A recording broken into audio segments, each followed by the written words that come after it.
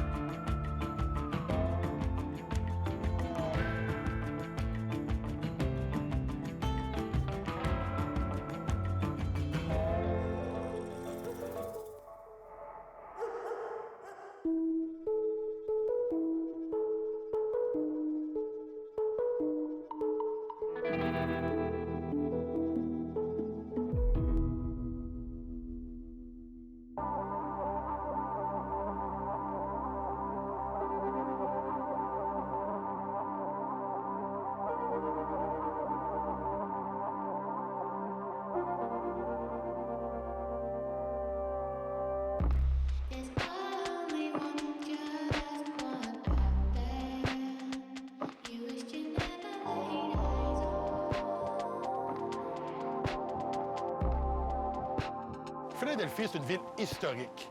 C'est la ville où on a la Constitution américaine. C'est une ville qui a beaucoup d'histoire. Le berceau de la création des États-Unis.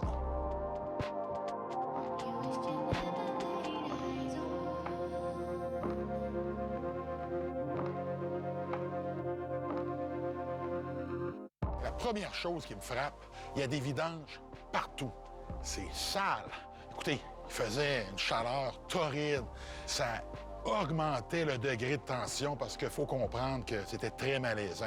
Lorsqu'on a de l'air climatisé, c'est déjà chaud. Lorsqu'on n'en a pas, on vit dans les rues, on se sent pas propre, on est buzzé parce qu'on a consommé quelque chose.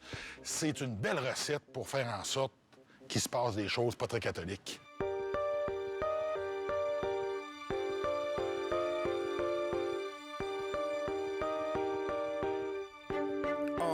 Curtain up to perform, ready for the camera's aim. Float light like a feather on the path to fame. The same fate, ready for another in line. Next, please, and we're getting the production time refined. Le Northside est constitué de plein de quartiers qui ont des mauvaises réputations. Et quand je dis mauvaise réputation, ils l'ont mérité, leur réputation. Et là, je me rends dans un des endroits qui est le pire du Northside, Strawberry Mansion. Donc, je vais avoir rencontré DJ et son ami Duff, qui vont me donner un tour du hood.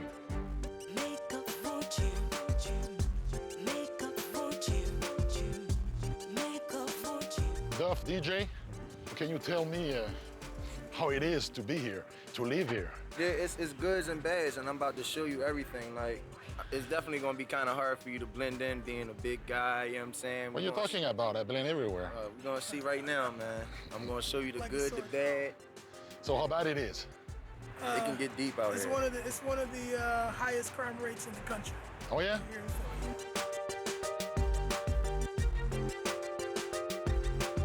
What's the worst thing that you witness? I mean, murders. Coming out of a party, I've seen nerds killed. I've seen thugs killed. You understand what I'm saying? Like Right in front of your eyes? Right in front of my eyes, yeah. I lived on Cumberland and Bancroft, and the trash truck came by and picked up trash. And when they went to compact it, blood came out of the... There were a body in the trash. Yeah. And if you hang around long enough, you can see some pretty violent. What we about to do today is kind of dangerous too. Like, it could be a simple stare that make you feel like you're intimidating a person. It's not good to do that out here, you know? I hear it. And that's the mind state of people right now, and they're so grouped up, you know, in so like such small places. Like, that's what happens.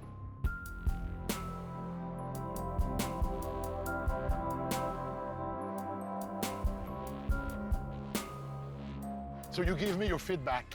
What is the perception on the streets? The perception is that the Strawberry Mansion neighborhood is just all messed up. This really is the city of brotherly love. There's just a lot of stuff that we're forced because the way that they got us grouped up. But when you look deeper into it, which I'm going to show you today, you'll see a lot of love. And you just got to mind your business out here, basically. All right, let's go. All right.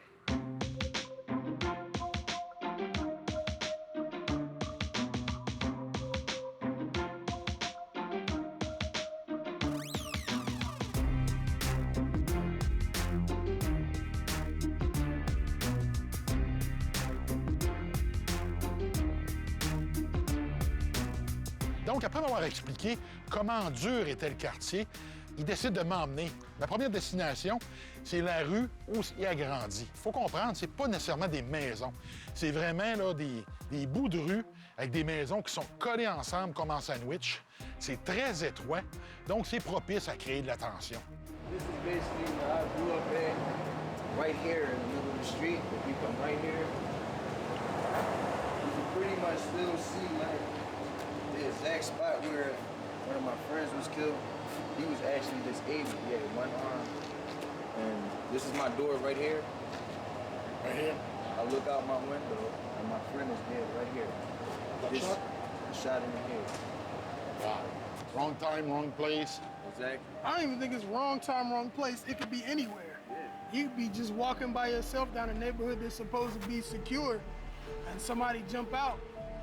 So basically what you're telling me, there's no safe place in this neighborhood. Absolutely not. On pretty much any block you go to, somebody's been killed. Yeah.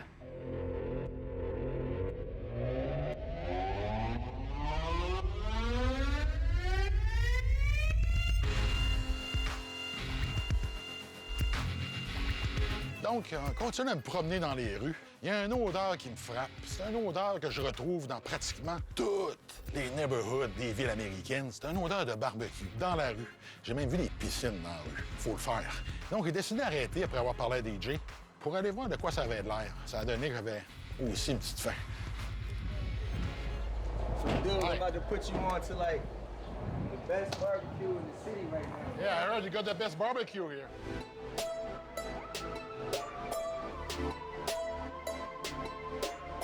So, can we taste any? What you want to taste? What you've got? Burgers. One of the famous burgers. How much? Nothing. You just eat it and get it on camera and smile. Ah, thank you very much. Ça, c'est le meilleur quand on va dans un quartier. Quand on est dans le hood, les barbecues, c'est toujours bon. Oh, okay. I got yours. I love the food in the hood. Yeah, man. Yeah. Taste it. Go ahead. Let me see. Like, ain't gonna get nothing like that. Not from no regular store. Very good. Thank you. Yeah. Look, you see the rim? Oh. Yeah. Now you got my sweet spot. Can I hit it in the morning when you uptight? Walking to the bathroom looking just right. We did it last night, but that was last night. Got something in my fruit that's just right. Awesome.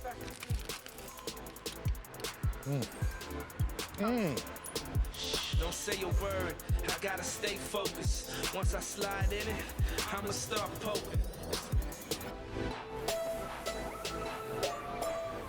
The smoke, eh? The smoke is the secret.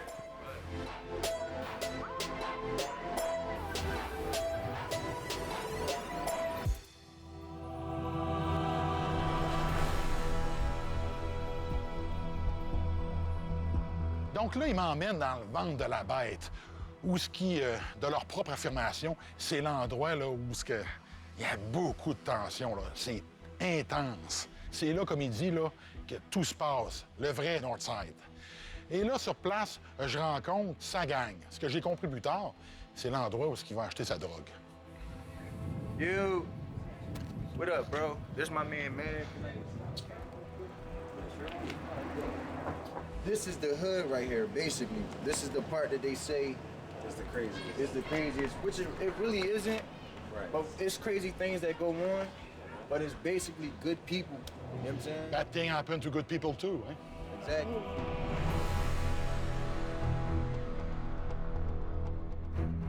Donc, sur place, là, encore une fois, je suis pas surpris. C'est comme le modus operandi de ces endroits-là. Il y a beaucoup de monde. Il y a beaucoup de va-et-vient. Ça bouge beaucoup. On s'entend, on est des étrangers.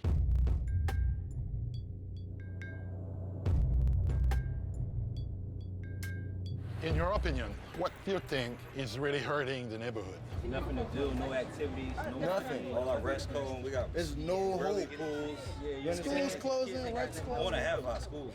What's up, y'all? Half the schools I grew up going to. Easy access to these guns. It's just like, Oh, Let's say I'd like to buy one. in these houses. Like, again? Yeah. Oh man, you can.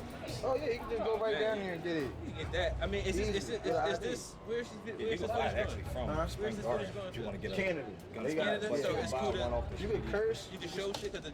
Yeah, come on, let's we gonna take you on the inside real quick. Yeah. As long as y'all don't do no snitching, you can't tell nobody nothing. This is, you know what I'm saying? Après avoir discuté avec eux, ça s'est quand même calmé. On a expliqué qu'est-ce qu'on faisait là, c'est quoi le genre de choses qui nous intéressaient. Et à un moment donné, à ma grande surprise, ils m'ont offert de visiter une maison.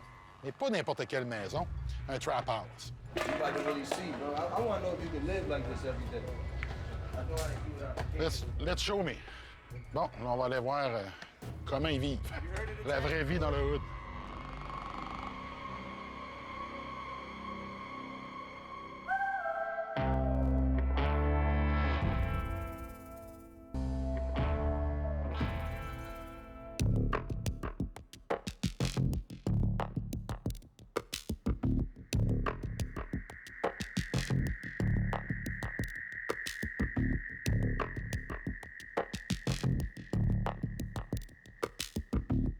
Have you heard of the trap? The trap house, yeah? Trap house. Yes. Bando. All right. Bon, on s'en va dans un trap house. Là, on va à l'intérieur. Un trap house, c'est quoi? C'est un endroit qui utilise, il y a une porte d'entrée, une porte de sortie. Donc, on cogne à la porte, il y a un garde armé qui vous ouvre, il prend votre argent, il vous donne votre dose de drogue et vous quittez les lieux. Et la maison en tant que telle, c'est pas une maison qui leur appartient. C'est une maison qui est abandonnée. Ça la donne bien parce qu'elle est à proximité. C'est la porte voisine de où ils habitent. Donc, ça leur permet d'avoir un visuel et en même temps de se garder un certain tampon au cas où il y a un raid de la police.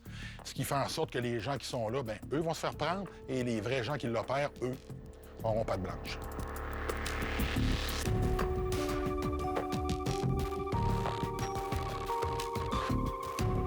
So there's people living here? Yeah, this is a house, man. It's being rebuilt. But this is the trap. Like, this is where people make their money at. This is how they make their living. Feel me? Stu. So how it works? Stu, come on, Stu. Where you at, bro? This the bando. That's what it is right now. You know, no stove, so you gotta order the food out there. You know, we've been trying to work on it, but the funds is messed up around here. You know, the jobs ain't paying enough. Can't really get a good job because you know I got records and stuff like that, and you know we got kids and stuff to raise, and it's just what it is, man. Like no help, nowhere, nobody. This is how we living now. How does it work? You have somebody at the door or they just walk in? You got the thing at the door. Yeah, you just Really? You know Oh, what I'm yeah. saying? You got the thing at the door. Show them a weapon or something, bro. Like they don't be seeing Yeah, like you see that kid right there? He a little boy right there. That whole Yeah. time he had that joint on. Come over here. Come on, come over here. Make sure it's unloaded. Make sure It's it's on unloaded. safety, you man. Like this me right here. The gold gun. Yeah, man. Like it's how you just gotta be safe. We ain't into nothing. We don't going around looking for nothing. But around here, it's just You have to be ready in case something in happens. case, Man, in case. just Consider in that. case. Consider that.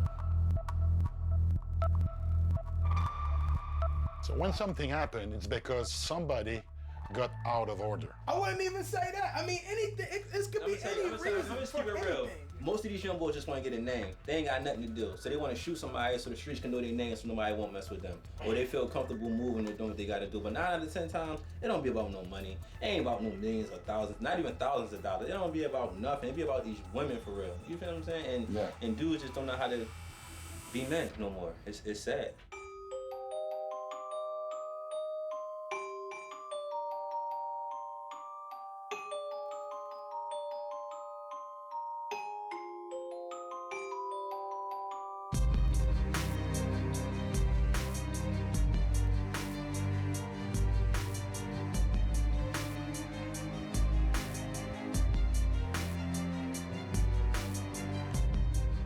Une des choses qui tenait vraiment à me faire voir, c'est dans une rue, ils ont un cercueil qui est là à temps plein depuis plusieurs années, avec un signe qui dit « La vie est importante ». Et ça, c'est pour rappeler aux jeunes que si on fait des mauvaises choses, qu'on fait des mauvais choix, mais c'est dans ce cercueil-là qu'on va terminer. You can see right here, like this is what we're trying to prevent. So we keep the casket out to show people like this is. There's nobody in there. No, I mean let's look and see. There's nobody in there, but the whole point is to get the point. You don't want to end up in this thing. And this really is effective in stopping people because when they put the casket out here, the crime rate dropped. How long the Caskets been out there? For years. For years, and then the city took it and they crushed the original one. And then they just got this one back. So, Well, you know what? You can't make any mistake. You know, the No. sign says it all. All life matters. You have a gasket at the bottom. Yeah. It's quite send a clear message. Well, if this is here, it has to be pretty bad around here. There's no reason to you don't see this in cities that don't have high rates of crime.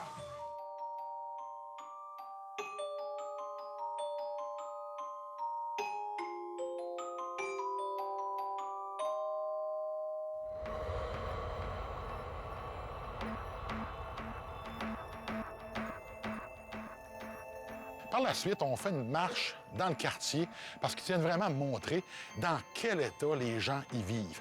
Il y a beaucoup de maisons abandonnées, il y a beaucoup de terrains vacants, donc il y avait des maisons qui ont été détruites. On comprend là, que la vie n'est pas facile dans le Northside. Imagine this place at nighttime. You know what I'm saying? That's when it get, you know, not safe, and you gotta make sure you protect yourself. But we got the courts right here, the famous cage. Yeah. You can see about this court everywhere, you know what I'm saying, all over the world. Yeah. People know about the cage.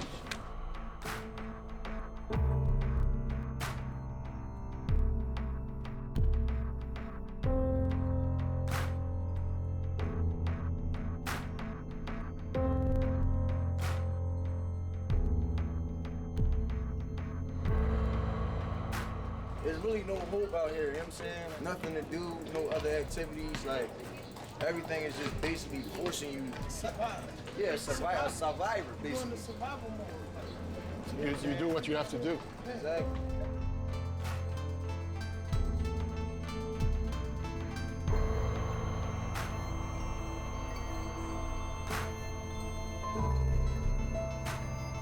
So all those empty lots used to be housed there. There used to be a house there, or two, and they just tear it down. Look at this and one. do anything with it. Right. Yes. Yeah. The city will try to sell it for a while, and then they'll just knock it down. They'll give up. And it become comes with a houses cat. for cats and everything. Yeah. You know what I'm saying? Yeah, look. clothes. It comes with a cat. It's crazy. Or whatever's in there.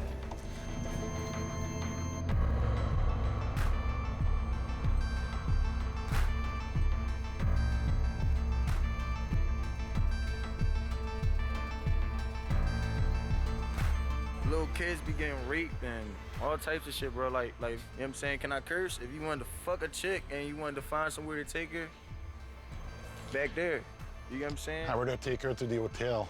Nah, man, like you gonna go right back Everybody there. don't have because- hotel money. Yeah, Yeah. you know what I'm saying? If you lived here and came up here, you gonna find somewhere quick and you gonna pay her to leave. You're not paying for her. Yeah. You know?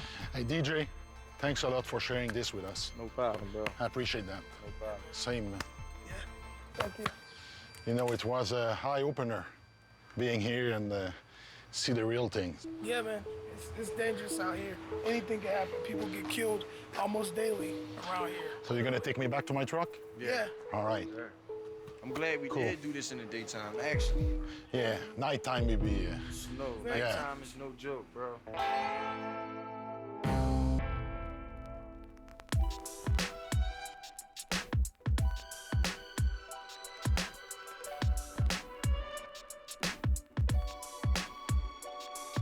Des corps fades, il se balade d'humeur exécrable, arbore un vulgaire sourire de façade, les pieds traînent, souillés, mouillés, son humeur se dégrade. À la vue de l'état des rues, des trottoirs crades, il voit des zombies sombrer, inévitable noyade, vent pollué, broyé, l'époque est malade. Dans ses oreilles coule le gaz, des bulles de black sad, écriture limonade, poésie, un bras maussade.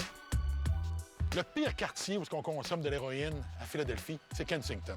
Des gens dans les rues, il y en a plein. Faut comprendre, ces gens-là vivent au jour le jour et c'est pratiquement au dose à dose. Donc, ils consomment et lorsqu'ils se réveillent, ils consomment plus maintenant parce qu'ils veulent sentir le feeling d'être drogués. Ils consomment parce que lorsqu'ils se réveillent et qu'ils n'ont plus l'effet de la drogue, ils ont mal. Ils veulent seulement que se sentir bien. Donc, on peut voir l'évolution de la drogue et comment dommageable ça peut être pour le corps humain.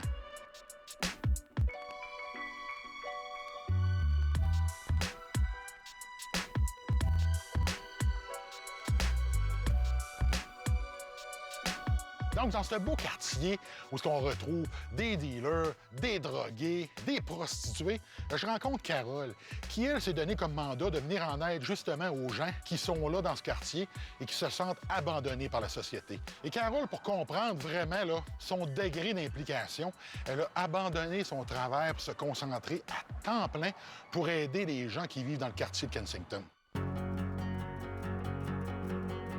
So, Carol, what are you doing here?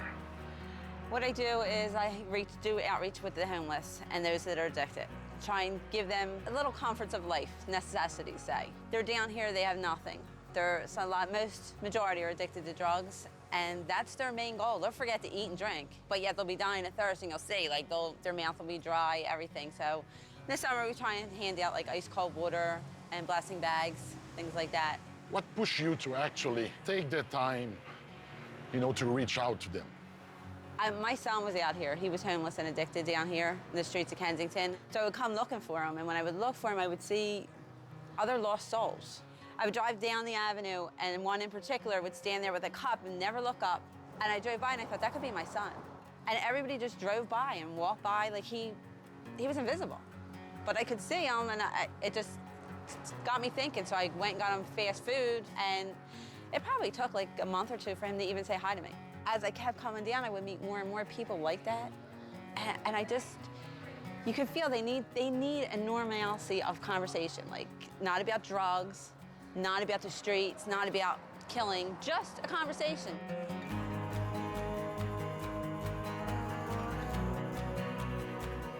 You guys want something? You hungry? Donc, elle, à travers les donations qui lui sont faites par des gens, elle monte des gens de panier où il va y avoir des repas, qui ont environ 2 $ par repas. Et là, elle se promène avec des sacs dans le quartier et elle remet des lunchs et elle remet de l'eau aux gens qui sont là. Et les gens la reconnaissent. Et comme elle me dit, c'est comme ça qu'elle a réussi à bâtir une relation avec eux et éventuellement, lentement, pouvoir faire en sorte d'aider certains d'entre eux à s'en sortir.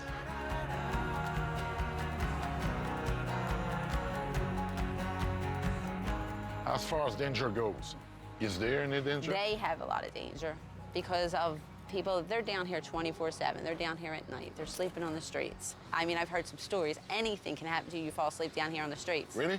Yeah. There's people in and out just copping drugs, and they want to get high. If they don't have the money to get high, they got to do what they have to do. Unfortunately, sometimes it's not nice.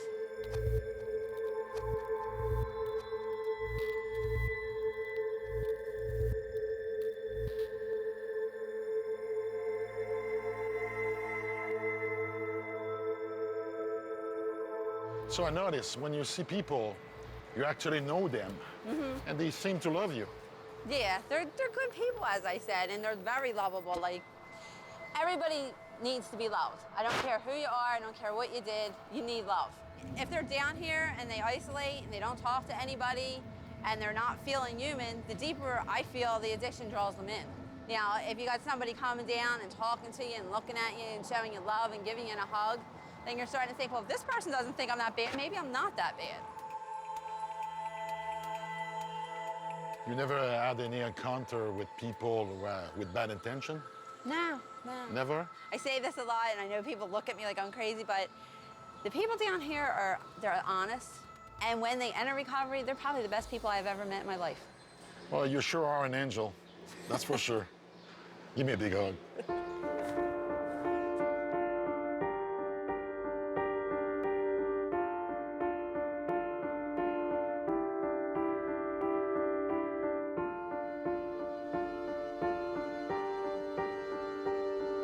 Sur le chemin du cimetière, le dernier arrêt, c'est le last stop. Ça, c'est l'endroit où il y a des gens qui veulent vraiment s'en sortir et qui ont tout essayé. Et que là, c'est sensiblement la dernière chance qu'ils ont avant de terminer avec une overdose. Ils se rendent au last stop où on peut aller sans se faire juger, se faire aider pour justement arrêter de consommer et peut-être faire en sorte de reprendre sa vie en main. Chris, can you talk to me about the last stop? It was built about 13 years ago, a guy named Eddie Zampatella.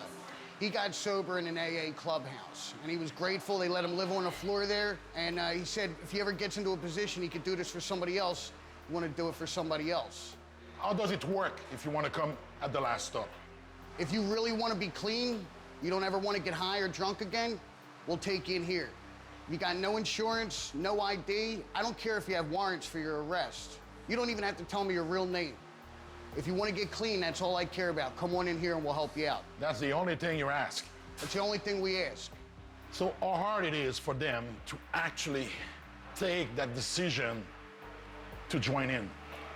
I can't speak for other people, but I could say for me. Because you actually were here. You came here to get sober. I slept on this floor too. Really? Yeah, just 3.5 years ago when I got out of federal prison. I had to come to Kensington where I got high and drunk just a couple blocks away to get recovery. And I think if you could do it here, you could walk anywhere in the world and be okay. Because you got the temptation, just listen, 45 seconds away, you walk out that back door, you can get anything you want. But if what you want is recovery, staying clean, you can get that right here. You do it the hard way here. When you come here, you want to get clean, there's no help. You have to go cold turkey. Every time I went into a rehab and they gave me medicine, I didn't feel that pain of the withdrawal, so I didn't really take it serious. I would go into detoxes. Feel like it was easy. It felt like it was easy. I was comfortable, air conditioned, TVs, movies, people telling me it's not my problem, that I'm an addict, it's a disease. That's a load of crap. I'm a selfish dude and I like whatever feels good.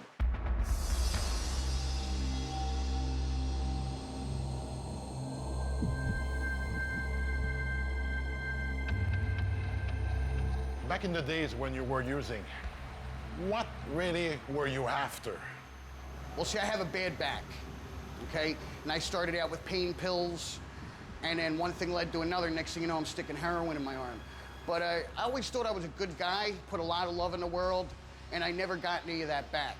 And then the first time I put that needle in my arm, it felt like all the love I put out in that world gave me a hug all at one time. And I liked it. I wanted to feel like that every day. Something clicked in my head, said, Chris, this is how you were supposed to feel your whole life and never did. And I kept chasing it and chasing it at all costs. I lost my children, lost my family, I lost my freedom. It ended me up in jail. And it didn't matter, man, I was happy. I was actually hoping that I would die getting high. This way my mom didn't have to worry about me anymore. My kids didn't have to worry about me anymore. They'd at least knew I was at rest. What about money? How hard it is to actually get money to be able to get your next fix? It's pretty hard. I ended up in federal prison because one day I was walking around dope sick and a guy said, hey, listen, come talk to me and you can have all this and I'll give you some money. And he told me that if I pretended to be other people and go into stores and open up credit in their names with my picture on their ID, that I could have all the money and get all the drugs that I wanted. And I listened to him and I did that, and that's what landed me in federal prison. So you can get very creative when it comes down to get what you need. Listen, back then, if you had something that I could use to get high, I was going to get it one way or another. It's a shame because the girls, they really need help, man, because they walk around selling their bodies. That's an asset that they'll always have. So it's tougher for them to recover. Because they can't always sell their body. Yeah, it's a damn shame. You know, it just happens last night, a girl got murdered down the block.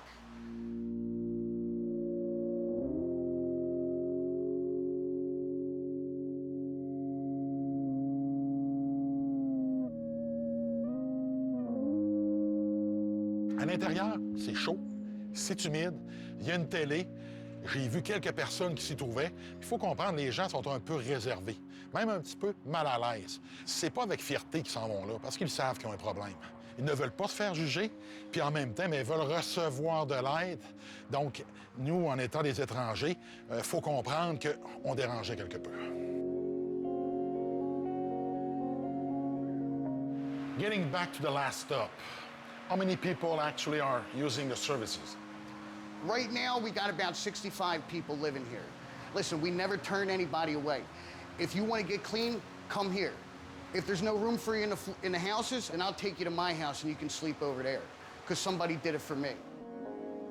Just want to help me get an ID. Angels in Motion? I don't know. Carol, yeah, Carol from Angel in Motion. Gave me a card. I called her. She said she would get me an ID. Well, hey, she's a good woman. I know her. She'll help you out, okay? But listen, you stick here, you do the right thing, dude. All that stuff's gonna work out for you. Okay, I'm not gonna overwhelm you. Just worry about staying sober, not getting high or drunk and helping out around here, and everything else will work out, okay?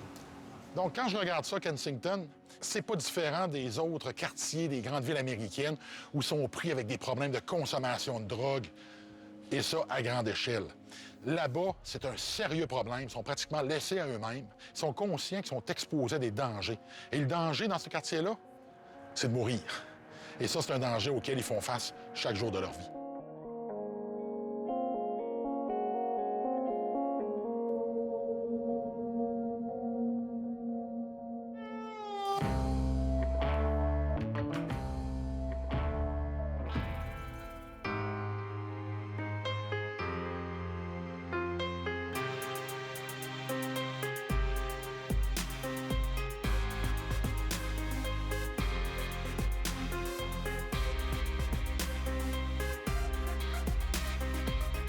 Je me promène sur une des grosses artères qui se trouve à être dans le quartier de Strawberry Mansion, puis je vois une pancarte qui attire mon attention parce que ça dit « Nous envoyons en prison ».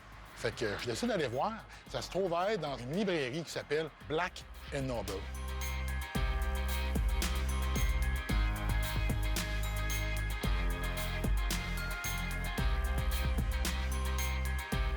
Sur place, j'entre et je rencontre le propriétaire, Hakim. Et l'endroit, là, c'est au 2e étage. C'est extrêmement chaud. Hakim est très bien habillé. On peut voir que c'est quelqu'un qui a une certaine éducation, parle très bien et il y a un message à faire passer. Hakim, you're the owner of Black & Nobel. Happen to be right in the middle of Philadelphia. Yes. And also one of the toughest neighborhoods in the city. It is one of the toughest areas in Philadelphia, but from my perspective, it has been one of the most beautiful areas as well. Because in the same way you have tough and rough, you have beauty and wonderful. So I started the bookstore some years ago. The first thing that I saw in this particular area of Philadelphia, that it's a main vein for so many gifted and talented people. You know, throughout the years, I was able to see in those people the treasure that they didn't see and give them a platform. Because it's the bookstore, but it's also known for entertainment, comedy shows. We do a little bit of everything here. I've seen people that weren't too talented that come here, and by the time they leave, they are the best. Yeah. So this is like training camp for the doctors, the scholars, the lawyers, the judges, and it's also training camp for the hustlers, the rappers, and everything else that goes on with the elements of the streets. Pendant qu'on parle, moi et Hakim, il arrive un personnage qui est sorti de nulle part et qui a décidé, lui, d'embarquer dans la conversation. Et ce qui était drôle, c'est pas à moi qui parlait, c'était à la caméra.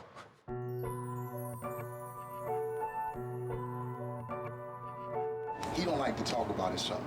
I like to talk about him. I am a fixture in this community. This is my area 19140. Every day I come to this bookstore to get knowledge and a relief from what I go through working for the courts and working with some of these same young men that we are trying to save and I guess you could say impart some of the wisdom and the soul that we get from this place.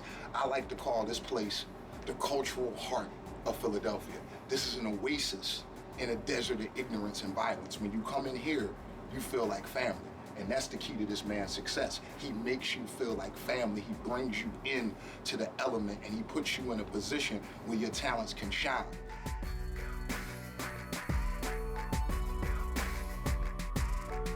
You're shipping a lot of books to prison. You know, how did you get started with it? Well, it was a young lady that used to help me when I had the stands, when I was vending out front.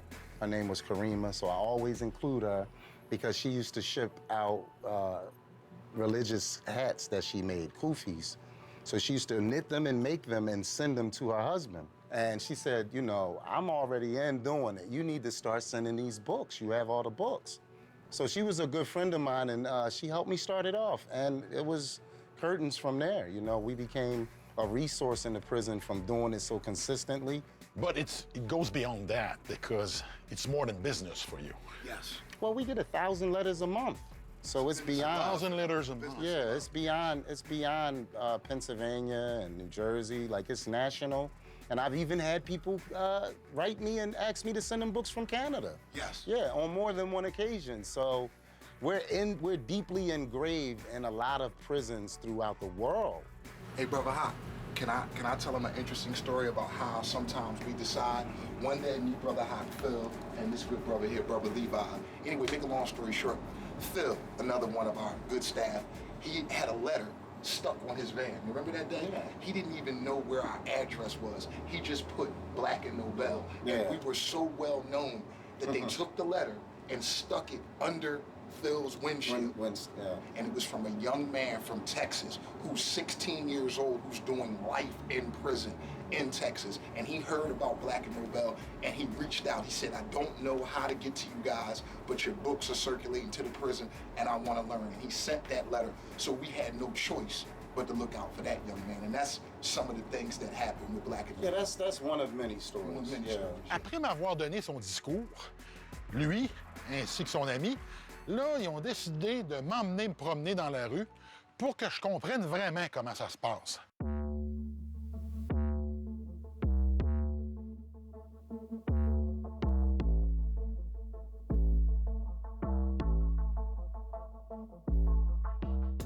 So what was it at first? Was it tough? Yeah, well, I started to stand right over there by the bus stop, but this area right here is just a major outlet for people that need transportation.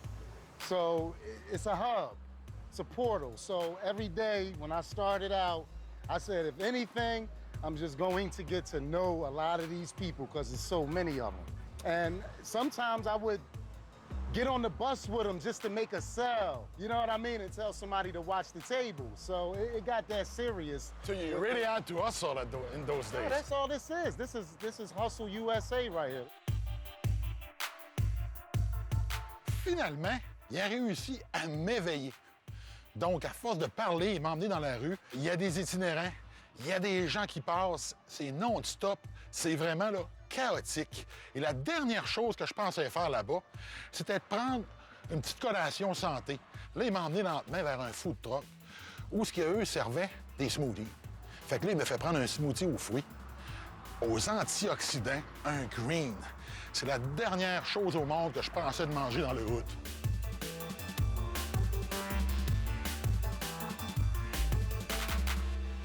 While she's making it, I want to discuss with you.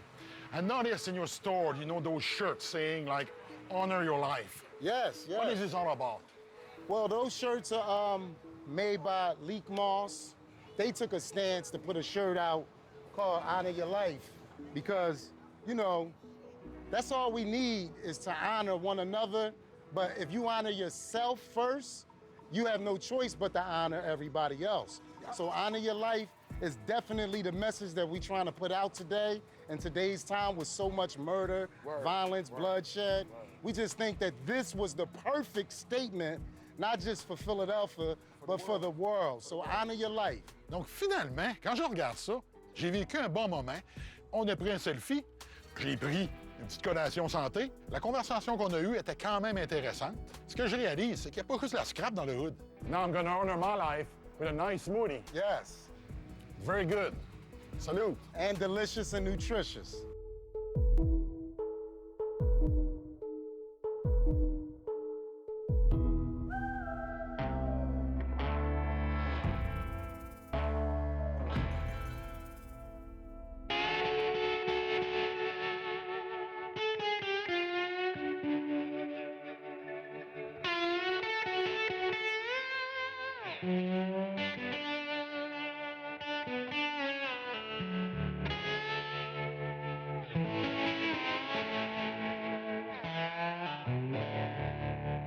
Je me promenais dans les rues de Philadelphie, un petit surnom qu'on a donné à la ville. Puis là, je vois quoi dans une des rues? Un cheval. Et avec des jeunes qui sont en train de les laver. Fait que je décide de m'approcher pour aller voir exactement c'est quoi qui se passe.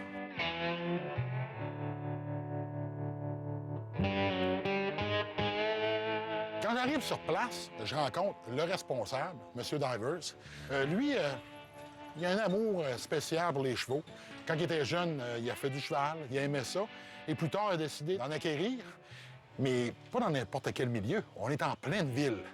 Et là, bien, il est rendu à un âge trop vénérable pour en faire lui-même. Donc, ce qu'il fait, il prend des jeunes, il leur montre comment s'occuper des chevaux. Et c'est une façon qu'il a trouvée pour faire en sorte de garder les jeunes occupés, parce que pendant qu'ils s'occupent des chevaux, ils ne sont pas en train de faire d'autres choses.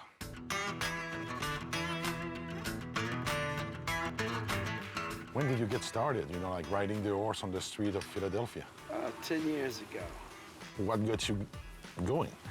Well, when I was a kid, you know, I wanted something to do, and I thought, you know, it was cool to get on a horse and ride and feel free. So I can see you have a saddle, you have the hat. Yeah. So you've been called a concrete cowboy? Concrete cowboy, yeah. And now, how people react when they see you riding?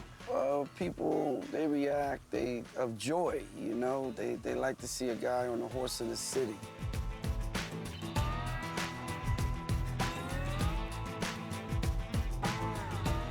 How's the kid with the horse? They like it? Yeah, they love it. Give them something to do, you know? They enjoy themselves, cleaning up and taking care of the horses. Are you trying to teach them something else at the same time? I teaches them responsibility. You see a difference when you start working with them? Yes, yes, I see a big difference. But at first, might be hard for some of them. No, they active kids, so as long as they're doing something, they love it. So the key is to keep them busy? To keep them busy, yes. Any chance I can have a talk with one of the kids? Sure. Yeah, that'd be appreciated. Jordan. Yeah. Can you put his hat on? Yeah. So, Jordan, what it means to you to take care of a horse? It means something to do during the summertime, you know, something to keep me out of trouble. You know, it's fun, you know, riding the horse. You know, you're feeling the wind in your hair while, you know, you're riding really fast on the horse, you know, during, at the parks and stuff like that. You know, when most of your friends probably dream of having a motorcycle or a car, you're riding a horse. So what do you think? Do you think you're cool? Yeah. Yeah? I'm definitely cool. Because, you know, not a lot of people have horses or have been on a horse before. Any story you can tell me about riding the horse? Yeah. Basically, it was it was like the third time I had been on the horse. You know, I just started learning how to steer the horse and everything. You know, me and Mr. Malik was just riding around. So he's like, you know, how about I try to, you know, make the horse speed up and everything, see how you can handle that. And I was like, no, I can't really do that real quick, so I got a little, you know, scared a little bit. I was like, and the horse just took off. I was having fun. I was totally surprised, but I handled myself nicely. It was awesome. So you got a speeding ticket? No? None of that. Nobody caught me. So, any chance I can actually watch you ride the horse? Should be, yeah. Oh, that'd be awesome. Yeah. Hey, thanks, Jordan.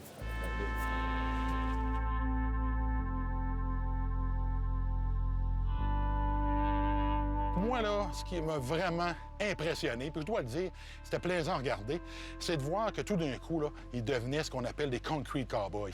Ils ont le chapeau, ils ont leur Nike dans les pieds, ils sont habillés comme des gars du hood, mais pendant qu'ils sont assis sur le cheval, ils sont des cowboys.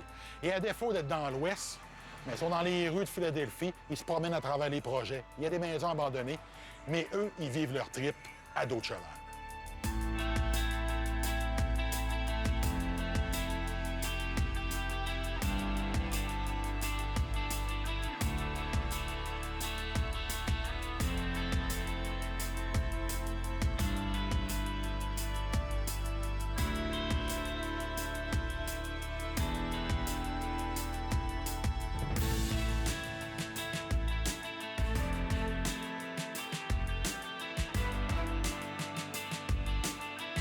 Mon bilan de Philadelphie, c'est que c'est censé être la ville de l'amour fraternel. Je dois dire une chose, s'il y a quelque chose qui manque à Philadelphie présentement, c'est justement ça, de l'amour.